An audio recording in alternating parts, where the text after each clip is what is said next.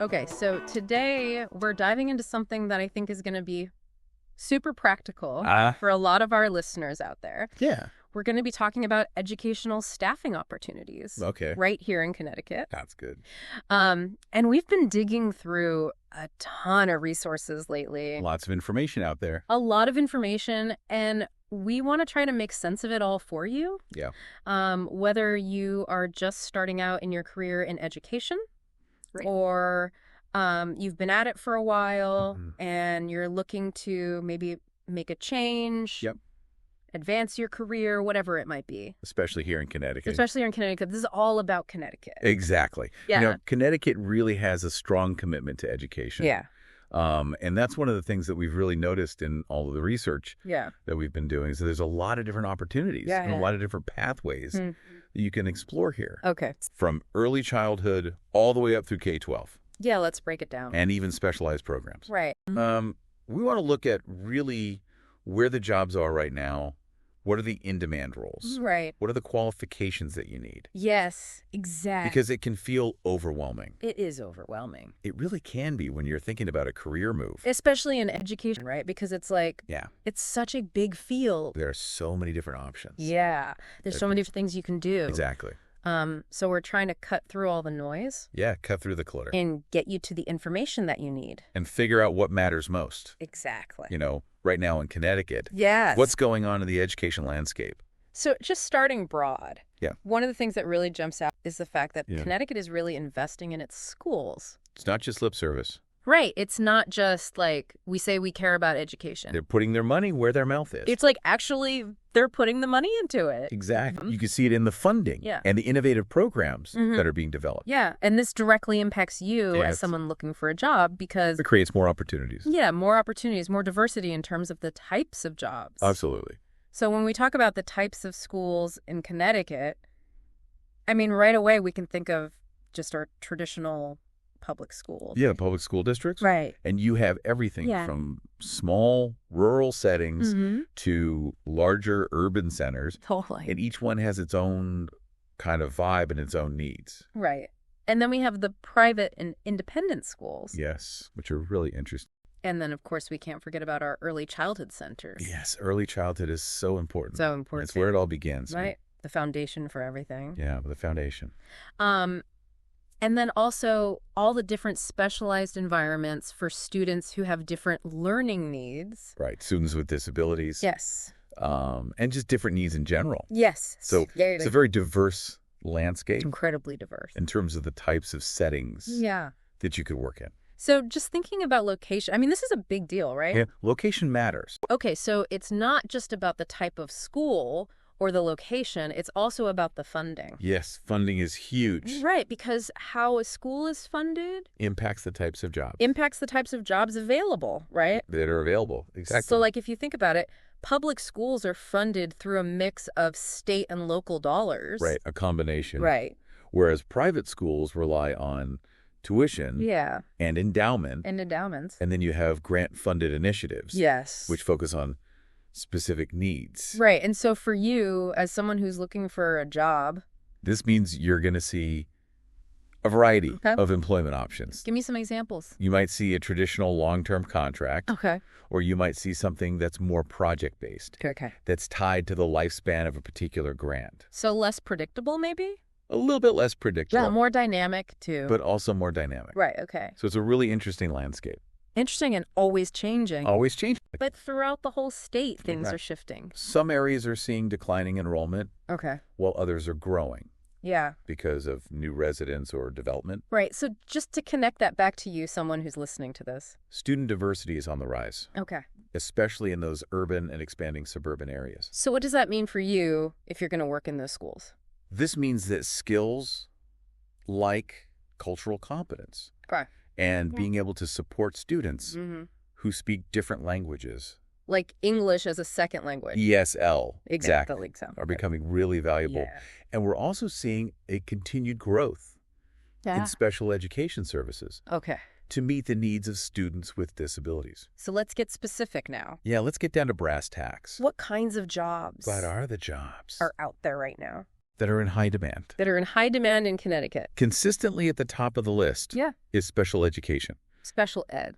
There's a critical need for qualified special education teachers, paraprofessionals, and related service providers. Okay, and what's driving that need? I mean, why is there such a huge need for special ed? I think part of it is because of these legally mandated plans that are tailored to individual students with special needs. We're talking about IEPs. IEPs. Individualized Education Programs. So every student who has an IEP needs specific support. And that creates a lot of jobs. And jobs that tend to be stable. Yes, more stable. Because those IEPs are there. Exactly. They're not going away. Okay, so special ed's a big one. Another area that's growing rapidly is early childhood education. Okay, early childhood. We talked about that a little bit before, but tell me more. There's a growing understanding of how important those early years are. So there's a huge demand for lead teachers, assistant teachers, and support staff. Okay, and where would these jobs be? You would find these jobs in preschools. Okay. Daycare centers, early intervention programs. And we're also seeing the expansion of public pre-K. Yes, public pre-K is expanding. Right, in a lot of places. In many communities. And so that's going to lead to even more jobs. More jobs that blend early childhood development with the requirements of public education. Yeah, so what kind of qualifications would you need for something like that? You often need specific early childhood credentials. Okay. Which are different. Yeah. From the standard K-12 certifications. It's a whole separate thing. It's a little bit different, yeah. All right, so early childhood, another big one. Another one that's in high demand is STEM education. STEM? Okay, that's science, technology, engineering, and math. Exactly. Okay, why is there such a need for STEM teachers? Well, teachers certified in those subjects, as well as computer science, are always in demand. I mean, that makes sense because our whole world is becoming so tech-driven. Exactly. There are also support roles within STEM programs. Right. Like what kind of support roles? Well, you might have someone who has specialized knowledge in a STEM field who's working with students, but they might not have a full teaching certification. So you don't necessarily need to be a certified teacher. Not always. To work in STEM education. No. That's good to know.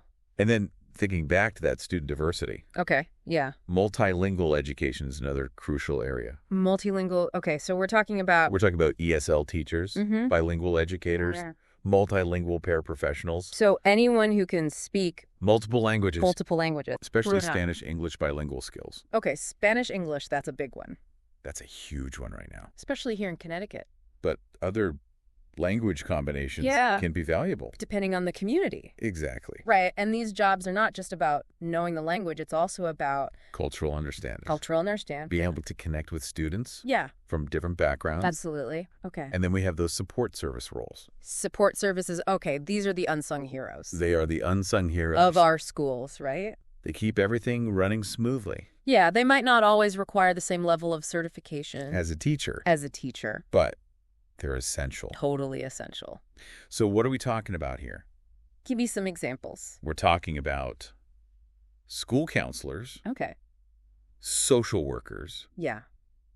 Behavior technicians. Administrative support staff. Yeah. Technology specialists. Okay. Even operational roles. Right, so there's a whole range of things that fall under support services. There are so many different ways that you can contribute to the educational environment. Exactly.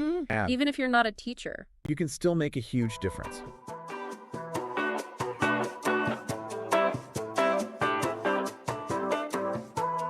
Okay, so we've talked about the kinds of jobs. Now let's talk about the qualifications. What do you actually need for these jobs in Connecticut? Okay, so first of all... teacher certification. Teacher certificates? It's a pretty well-defined process. Okay. It's overseen by the State Department of Education. Okay. The State Department of Education, so you got to go through them. You have to go through them. Okay. Typically, you need to complete an approved teacher preparation program. So you can't just go to any school. It has to be an approved program. It has to be an approved program. And you have to pass state-administered assessments. Like tests, basically. Yeah, like tests. Okay. But there are alternative routes to certification. Oh, okay. That's good to know. For people who are changing careers. Okay. Who maybe already have a bachelor's degree. Right. They have a degree, but it's not an education. Exactly. Okay. So these alternative programs help you get the necessary background and experience to become certified. And then what about those temporary permits? Yeah, in areas where there's a really big need, you might be able to get a temporary or an emergency permit, which allows you to start teaching while you're completing your certification. So you can get in the classroom faster. Yeah, it's a way to kind of get your foot in the door. Awesome. Okay, what about paraprofessionals? Paraprofessionals, the requirements are a little bit different. Okay. There are federal regulations that generally require either 2 years of college coursework or an associate's degree, or you have to pass a state-approved paraprofessional assessment. Oh, so you could do it that way too? Yeah, you could take a test. Okay. But it's also important to remember that individual districts might have their own requirements. Oh, okay. So you got to check with the specific district. Always good to check with the district. And what about early childhood? Early childhood is different again. Okay. It's often separate from the Key 12 system. Okay. The Office of Early Childhood has its own regulations. Okay. So they're in charge of that. They're in charge of early childhood. Okay. But if you're thinking about public pre-K, you often do need teacher certification with an early childhood endorsement. Okay. So you got to have both. You got to have both. Got it. And a really common entry-level qualification is the Child Development Associate Credential. CDA. The CDA, yeah. Okay, tell me about that. It gives you a strong foundation in early childhood development. Okay. And it offers clear pathways for advanced. So if you're thinking about early childhood, the CDA is a good place to start. CDA, that's a good starting point. Yeah. Okay. And then you have those specialized service providers. Yeah, like speech-language pathologists, occupational therapists, physical therapists, school psychologists. They have their own set of requirements. They do. Right. They typically need a license. Okay. And that often involves graduate-level education. So you got to go to grad school? You often have to go to grad school. Okay. And then you have a period of supervised experience. Supervised experience. So it's not just about the degree. You got to get out there and practice. You got to practice. Under supervision. And then one thing that I think people sometimes forget about. Background checks. Background checks, yeah. It's almost universal. Right. Every job in education requires a background check. Every single job. Okay, so what does that involve? Fingerprinting. Fingerprinting. Criminal history checks. Yeah. Checks of the Child Abuse and Neglect Registry. Yeah, you got to go through all of that. You have to go through all of it. And so just as a tip for our listeners, start it early. Because it can take some time. Yeah, because if you wait till the last minute and you get a job offer... It can delay things. It can delay things. So start early. Yeah, get that out of the way. Get it out of the way. Okay, so let's talk about how you actually get into this field. Yeah, how do you enter the system? Yeah, how do you enter, and then once you're in... I'm letting you move up. What are the pathways to advancement? The really common entry point is substitute teaching. Subbing. Subbing, yeah. So how do you become a substitute teacher? The requirements vary from district to district. Okay. But often you need a bachelor's degree. Okay. And you have to pass a background check. Okay, that makes sense. A teaching certification can be helpful. Yeah. But it's not always required. Okay. So you can sub... Even without a certification? Yeah.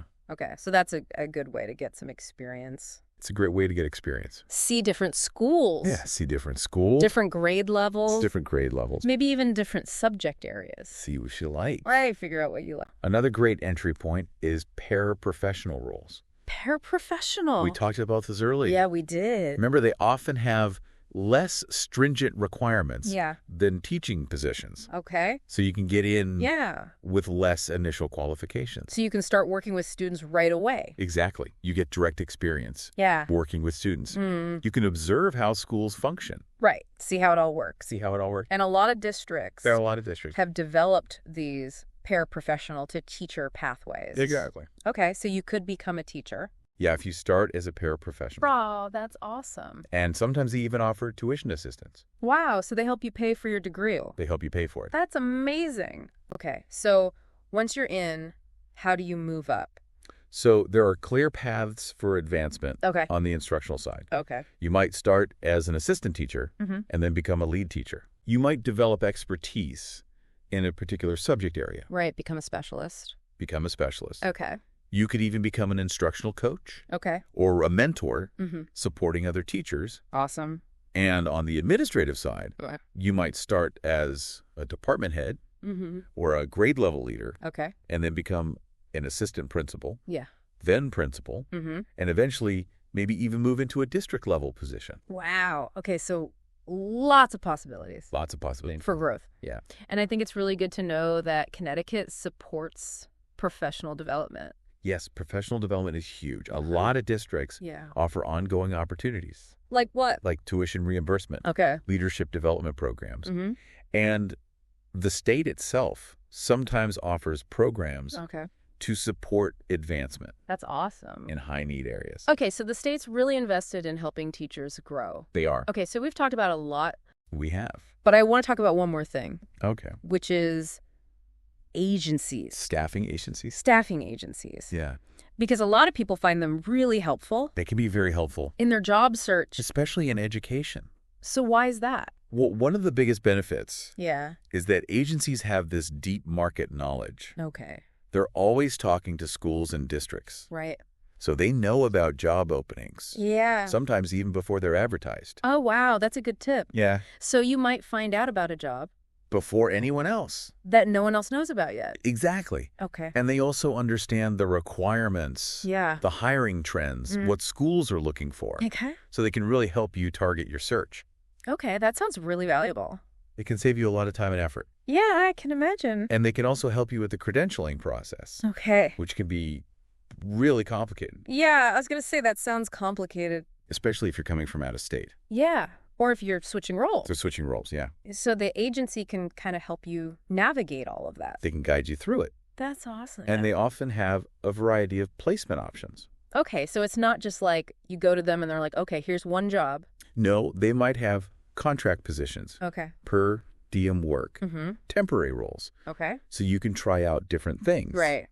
Get your feet wet. Get your feet wet, exactly. Before you commit. Before you commit to a permanent job. And I've heard that some agencies actually provide professional development. That's right. Wow. Some agencies offer training programs. They might help you get additional credentials. Okay. And they might offer other resources. Yeah. For skill development. So they're kind of invested in you as an educator. And your growth. Exactly. And then the other thing is flexibility, right? Yeah, flexibility is a big one. For a lot of people. Especially if you're still in school. Yeah. Or if you have family responsibilities. Yeah. Working through an agency can give you that flexibility. Give you more control over your schedule. Okay, so we've covered a lot of ground. We have. But I want to give our listeners some specific advice. Actionable advice. Actionable advice. Yeah. What can they do right now to prepare for success? Okay. Step 1. Okay. Get your credentials organized. Okay, get organized. Get organized. So what does that mean? Gather all of your transcripts, certifications, licenses, records of any continuing education units you've earned. So anything you've done that shows that you're learning and growing. Exactly. Make sure you have all of that together. Have it all together. Okay. Double check that everything's current. Yeah. Be aware of renewal dates. Okay. And complete those background checks early. Yeah, we talked about that. We did. Do the background checks early. Get it out of the way. Okay. Step 2. Okay. Go beyond the resume. Okay. Develop a professional portfolio. A portfolio. Okay. I like that. Yeah. So what would go in a portfolio? You could showcase your teaching methods. Okay. Your strategies for engaging students. Any special techniques that you use. Okay. If you have examples of lesson plans. Right. So really show them what you can do. Show them. Don't just tell them. Right. Don't just say it. Prove it. Prove it. Yeah. Okay. Step 3. Okay. Get comfortable with technology. Technology, yeah, that's a big one. It's essential. Yeah. Familiarize yourself with learning management systems. Okay. Student information systems. Digital tools for instruction. Okay. Show them that you're willing to use technology. Yeah, that you can integrate it. Integrate it into your teaching. Yeah. And if you're going for a tech-focused role, okay, make sure your skills are up to date. Keep those skills sharp. Keep them sharp. Yeah.